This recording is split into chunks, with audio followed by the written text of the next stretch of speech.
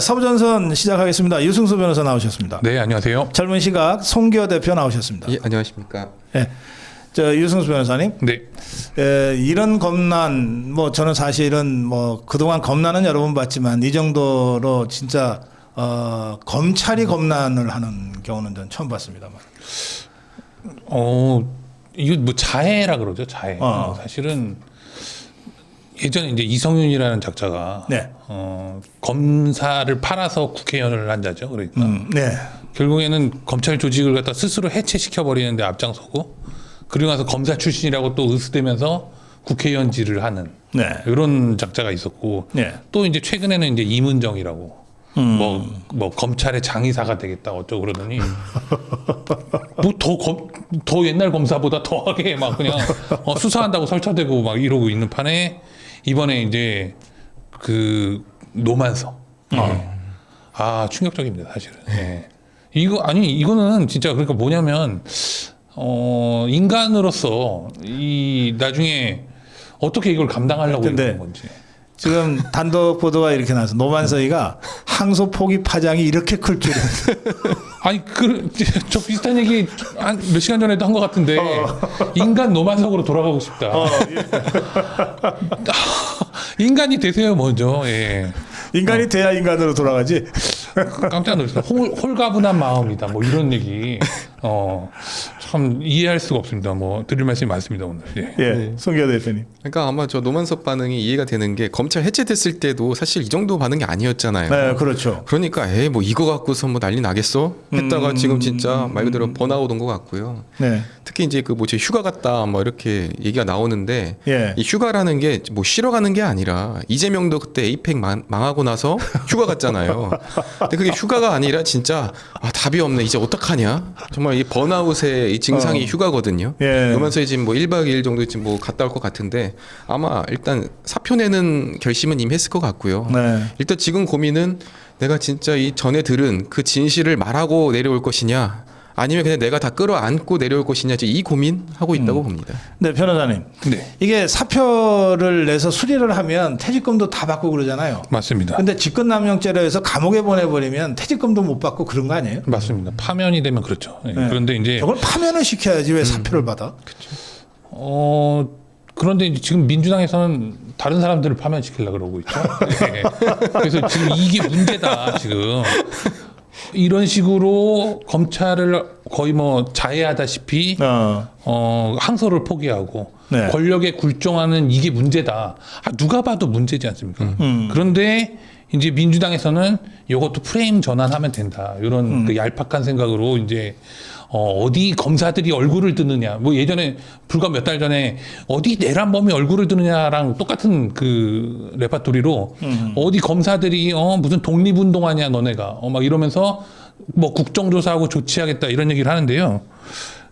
뭐 이 얘기도 할 말이 많지만 그런 얘기를 하는 게 잘못됐다는 거예요 지금. 왜 검사가 스스로 판단을 해서 거의 재판부랑 동일한 지위거든요. 형사소송에 있어서. 예. 독립적인 판단을 하고 다만 어떤 검사 동일체 원칙에 따라서 수사 지휘를 어느 정도 받기야. 그렇지만 기본적으로 정치권으로서부터의 그 독립을 추구하기 위해서 법무부 장관도 개입하지 말라는 거 아닙니까? 그렇죠. 검찰총장을 통해서만 지휘를 하고 서면으로. 그런데 이렇게 구체적으로 지휘를 하고 이제는 나아가서 이 민주당이라는 얘네들은 뭐 아예 법치주의에 대한 기본적인 이해가 없는 자들이기 때문에 아예 이렇게 검사가 독립해서 어떠한 판단을 해야 된다는 걸 주장하는 것 자체를 징계하겠다. 여기까지 나가고 있는 겁니다. 황당한 적자들이죠.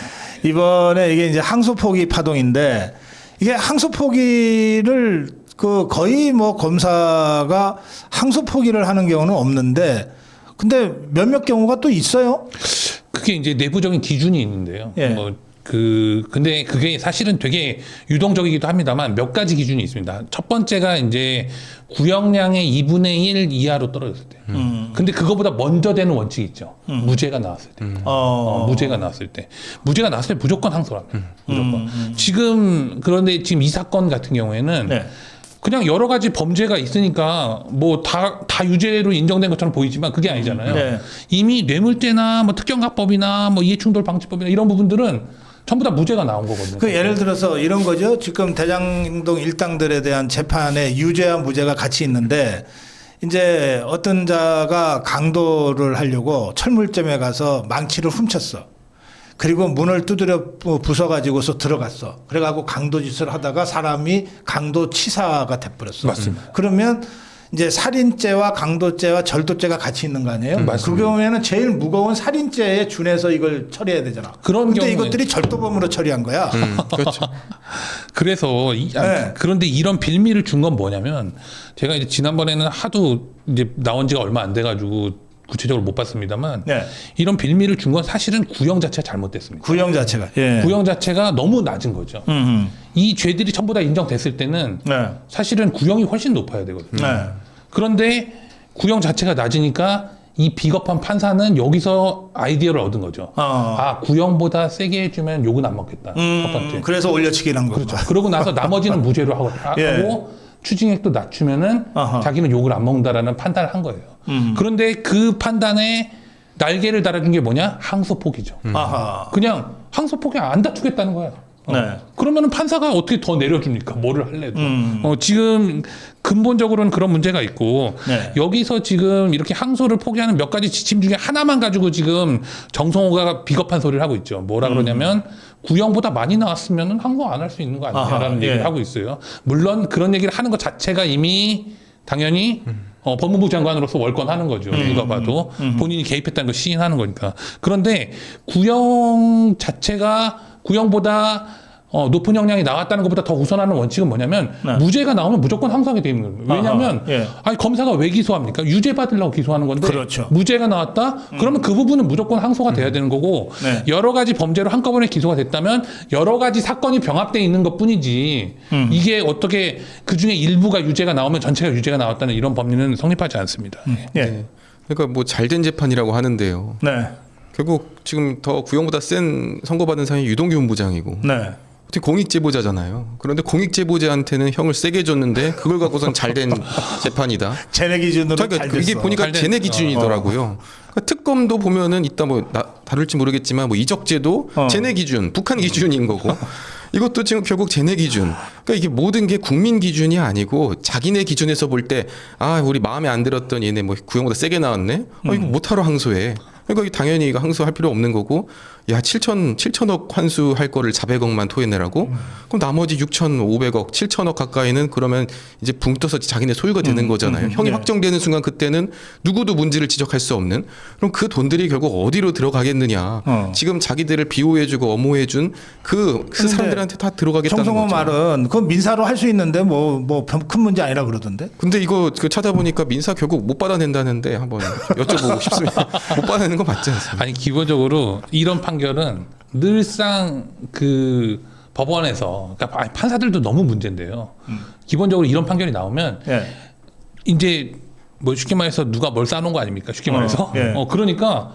그러니까 나는 책임이 없다라는 식이에요. 그래서 그 판결을 그냥 인용을 하는 겁니다. 아하. 그러면 나는 욕을 안 먹는다 이거죠. 이게 이제 어떤 보면 예를 들면은 세월호 그 손해배상 책임에서도 예. 어떤 선행되는 형사 판결이 있으니까 그 형사 판결을 가지고 민사에서도 전부 다 그냥 손해배상 책임을 인정해 버리고 그래요? 세월호 그렇게 됐었습니다. 예. 그런데 이제 그 판결문을 보면은 어차피 재판은 독립적이니까 각각 판단할 수 있지만 다른 관련 사건이죠. 그러니까 이런 사건들 네. 관련 사건의 판결이 유력한 증거가 되는 건 부인할 수 없다. 이렇게 설치를 합니다.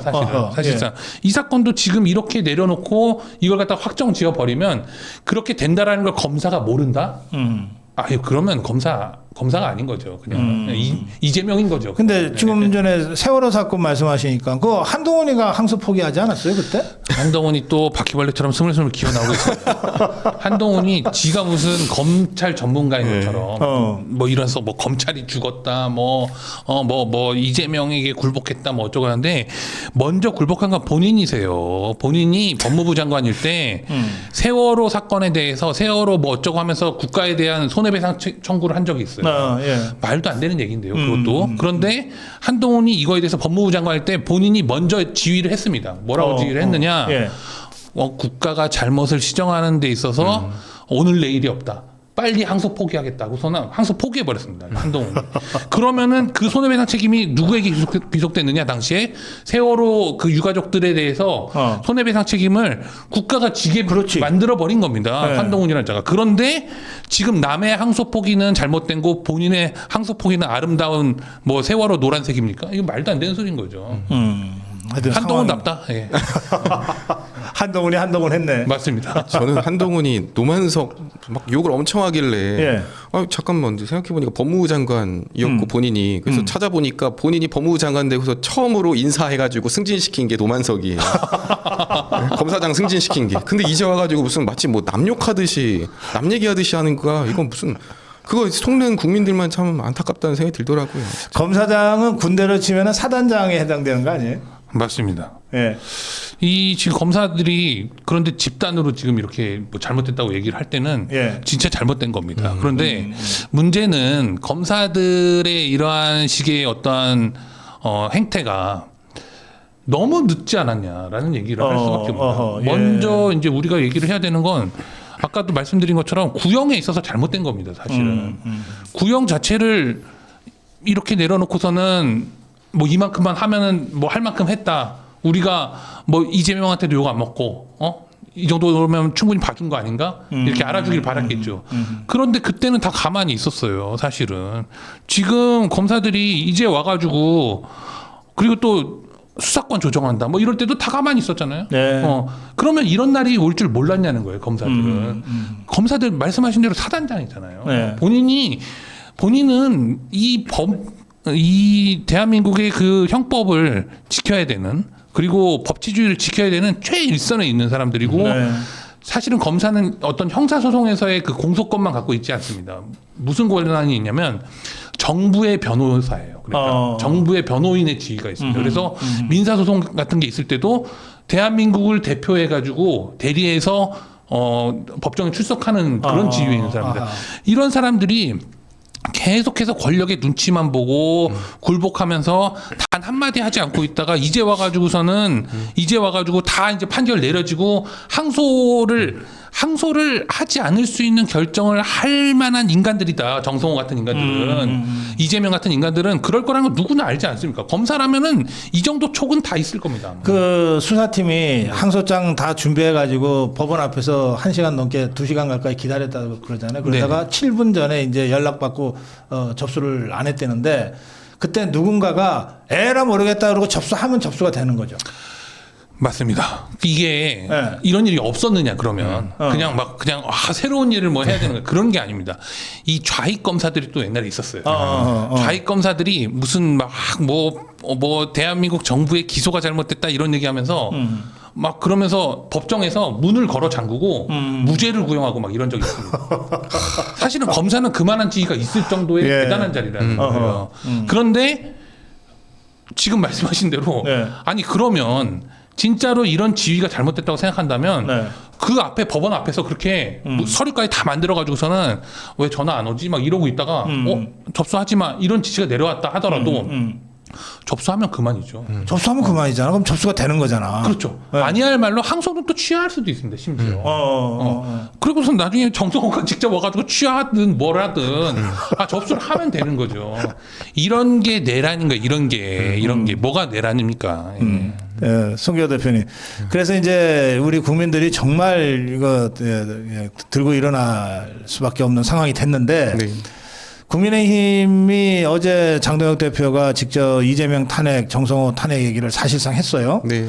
그리고 오늘 8시에 대검 앞에서 그리고 2시에는 법원 앞에서 장외 의총을 네. 하고 내일은 또 국회에서 장외 투쟁으로 한다 그러는데 지금 국민의힘 움직임 어떻게 보세요?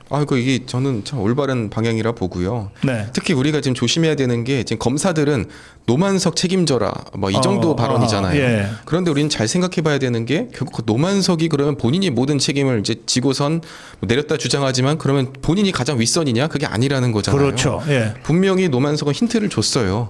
뭐 용산과 뭐 법무부의 관계를 고려하지 않을 수 없다. 이 말은 결국 본인한테 그 전화를 준 그 이진수 법무부 법무차관이 전화를 해서 야, 내 사정이 어떻게 되냐, 용산에 저 이재명이랑 뭐 정성호랑 내 입장 관계도 고려해야 되지 않겠냐. 이러니까 이제 관계 얘기가 나왔다고 보거든요. 네. 그러면 우리는 지금 단순히 저 일선 검사들이 항의하는 노만석 책임져라가 아니라 결국에는 정성호 법무부 장관 그리고 그 이재명 책임져라고. 그래서 지금 이제 장동혁 대표와 국민의힘이 이재명 탄핵을 지금 딱 꺼내든 카드가 그렇죠. 시기적으로나 이 지금 어떻게 보면 정황적으로 되게 잘한 판단이라고 생각합니다. 그 어쨌든 검찰이 여기서 뭐 이제 그 뭐 얼음땡 될 것 같지는 않고 어쨌든 계속 갈 것 같아요. 그리고 국민의힘도 장애투쟁으로 지금 방향을 잡았고 네. 또 국회라는 장은 또 열려 있으니까 정기국회 거기서는 뭐 현안 질의니 뭘 해서 또 법사위원들이 요즘 비교적 잘해요. 예, 나경원이다, 뭐 주진우다, 뭐 또 송석준이다 이런 사람들을 비교적 잘해요. 그래서 이렇게 해서 정말 원내외 병행 투쟁으로 이 상황을 지금 가져가야 되지 않냐 그런 생각이 드네요. 자, 그건 그렇고요. 우리 유승수 변호사님 점점 바빠지시는데 그 윤석열 대통령과 김영현 장관 또 이 여인영 방첩사령관 이들이 그 일반 이적죄로 추가 기소가 됐어요. 네. 원래는 이것들이 외환 뭐 이걸로 집어넣으려고 하다가 결국 실패한 거죠. 맞습니다. 예. 그 외환으로 이제 시작을 했는데 이것도 조금 전에 이제 했던 주제인 그 항소 포기를 얘기를 안 할 수가 없는데요. 네. 요 지금 어제 이제 기소가 이루어졌습니다. 일반 네. 이적죄로.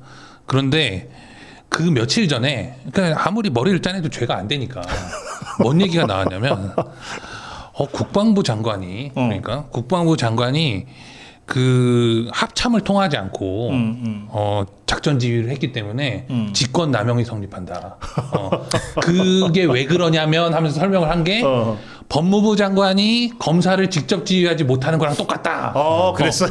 이런 얘기를 했습니다. 그러면서 직권 남용을 검토하게 이게 외환도 터무니없고 이적도 터무니없고 하니까는 직권 남용 한번 해보자 하고서는 이걸 실제 브리핑을 했습니다. 찾아보시면은. 그래요. 네. 그런데 했잖아요. 정성호가 정성호 했지 않습니까? 정성호가 그냥 뭐 직접 지휘를 해버렸죠. 그런데 이거는 완전히 법리를 오인한 거죠. 아니 국방부 장관은 직속 상관에 해당하기 때문에 당연히 되는 겁니다. 검사랑은 달라요. 검사는 독립적인 지위를 보장하기 위해서 그런 제도가 있는 거고. 지금 그러니까 전쟁터에 국방장관이 현장 시찰을 갔는데 저기 쳐들어왔어. 거기 중대병력이야. 중대장한테 야 사격해. 그러면 직권남용이라는 거야. 황당한 얘기. 육참 총장을 또는 합참의장을 통하지 않았다 이거 아니야. 예. 대통령이 계엄을 하는데 국무회의 국무위원들의 재가가 없었다 이런 얘기랑 똑같은 얘기입니다. 그러니까 도저히 이 성립할 수 없는 얘기를 가지고 짓거리다가 결국에는 뭘 했느냐? 결국에는 이적죄로 하겠다. 그러니까 외환은 왜 안 되냐? 이제 기자들이 물어봤죠. 외환은 왜 안 됩니까? 그러니까 이거는 적국하고 통모를 해야 되는데 적국하고 통모를 한 증거는 찾지 못했다. 통모는 너희들이 했죠. 통모는 이재명 정권이 했죠.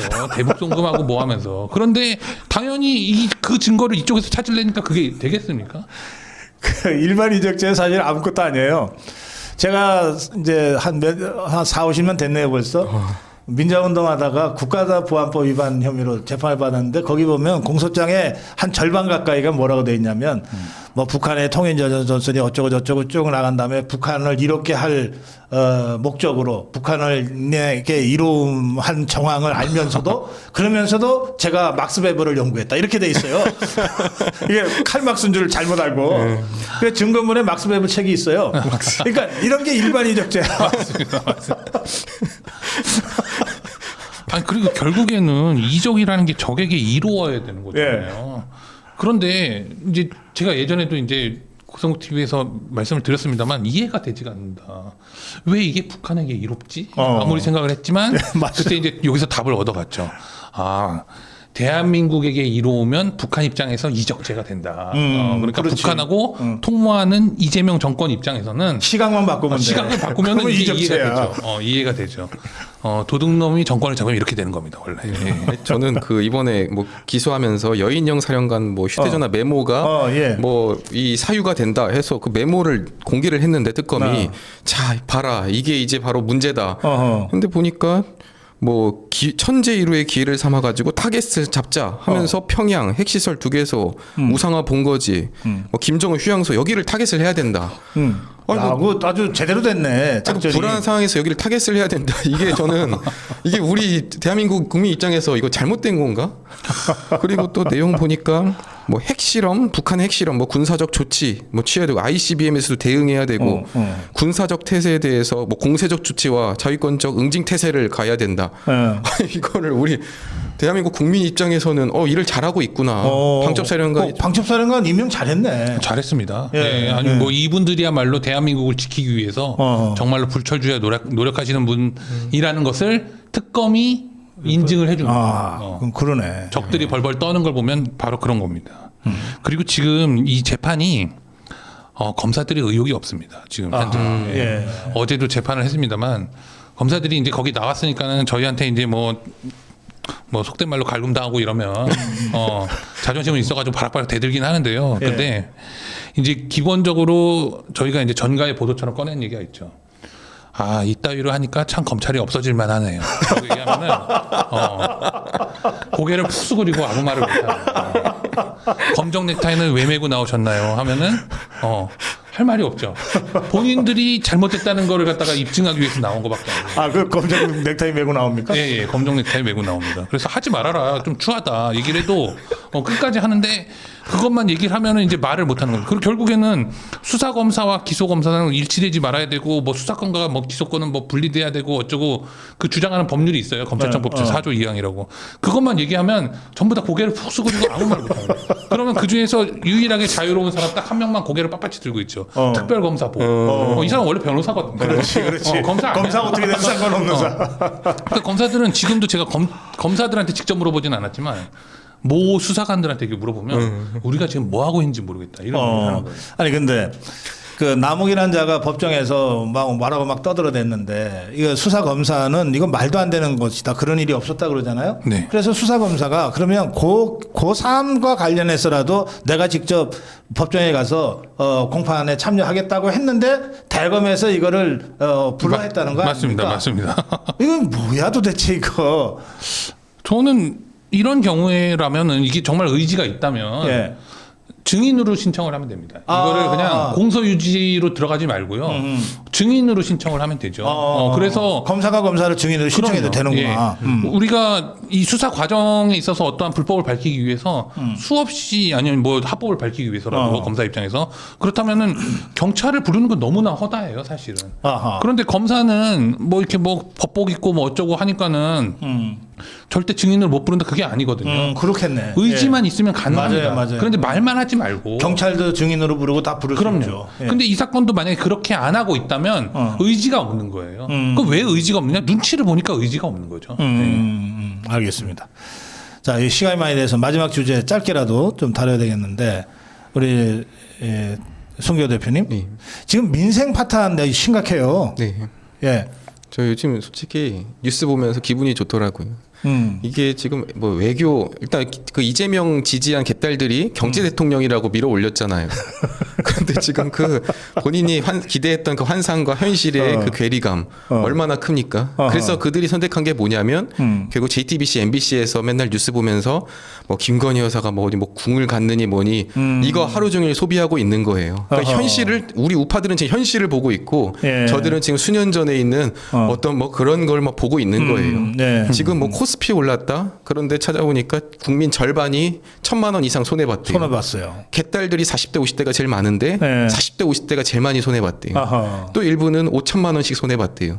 그러니까 그들은 진짜 더 괴로운 거죠. 뉴스에서는 코스피 올라서 돈 벌었다. 나는 왜 손실이야? 왜 경제 대통령이라고 내가 지지했는데 왜 경제 더 힘들어져? 결국에는 이게 지금 우리가 베네수엘라로 가는 똑같은 모습이라고 보고 그러면 결국에는 그 개딸들이 빨리 지금 끌어내리고 정상적인 사람 복원시켜야죠. 네. 이 선거가 다가오고 있는데 선거에 경제 망쳐놓고 민생 망쳐놓고 이긴 선거는 없거든요. 어떤 경우에도. 네. 자, 오늘 여기까지 하겠습니다. 제가 좋아하는 코너 서부전선 그러면서 유승수 변호사님의 중년 시각 채널 진격의 변호사에서 보실 수 있습니다. 구독 보고 네. 제가 좀 젊은 시간에 하도 잘 나가서 좀 벤치마킹 한다고 중년 시각으로 코네이로 정했는데 많은 분들이 야 중년이 중년 시각하니까 그래도 봐줄만하다 그동안 좀 철딱선이 없는 소리 하는 것 같았는데 그래서 열심히 좀 하고 있습니다. 예. 굉장히 이상한 짓까지 하네요. 저희도 로열티를 좀 주셔야. 유성국 TV 이런 것도 좀 생각해보겠습니다. 유성국 TV 그거 괜찮네. 저는 로열티 없이 그냥 이렇게 마음이 넓으셔야 돼요. 참.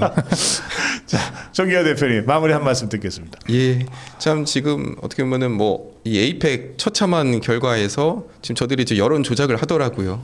이럴 때일수록 고성국 박사님과 우리 자유우파 유튜브 분들이 진행하시는 여론조사에 많이 관심을 가져주시고 그리고 이재명 재판직에 관련해서 지금 탄원서 운동이 이게 실제 민심이라고 생각을 합니다. 이것이 실제 우리 국민들의 숫자이고 그래서 이제 참 우리 고성국 TV 시청자분들께서는 다른데 선전운동에 휘둘리지 마시고 오직 이제 박사님 방송 보고 믿으시면서 힘을 모아주셨으면 좋겠습니다. 예, 지금 말씀하신 이재명 재판 촉구 국민 서명 운동은 12만 6천 명, 12만 6,400명을 넘어섰습니다. 자, 우리 젊은 시각 송기호 대표의 말씀이었고, 그러면 이제 중년 시각 유승수 변호사. 중년 시각은 좀 더 말씀. 셉니다. 예, 나이가 좀 머리가 굳어가지고 그 좀 듣기 불편하신 분들도 계시겠지만. 지금 국민의힘에 대해서만 얘기를 하는 겁니다. 이 국민의힘이 내년도 선거에서 이기고 싶다면, 야당으로서 역할을 해야 되는 겁니다. 일단 본인들이 야당이 됐기 때문이죠. 야당이 됐기 때문에 해야 되는 일들은 지금 이런 뭐 항소폭이라든가 이런 것들이 당연히 핵심적인 문제입니다. 그리고 대한민국의 법치와 헌법이 무너진 그 사건이 바로 핵심적인 문제고요. 그 문제를 건드리지 않고 외면하면서는 절대 이길 수가 없습니다. 그리고 그 현안들을 그게 현안이지 어떤 지역적인 문제를 가지고 그걸 본인들 주도로 해결하겠다. 예를 들면 엊그제 다녀온 것처럼 뭐 5.18 가서 절한다거나 지금 이게 중요한 게 아니라는 말씀만 드리겠습니다. 예, 고맙습니다. 서부전선 늘 좀 피냄새가 나는 서부전선입니다. 유승수 변호사, 송기호 대표와 함께했습니다. 고맙습니다. 감사합니다.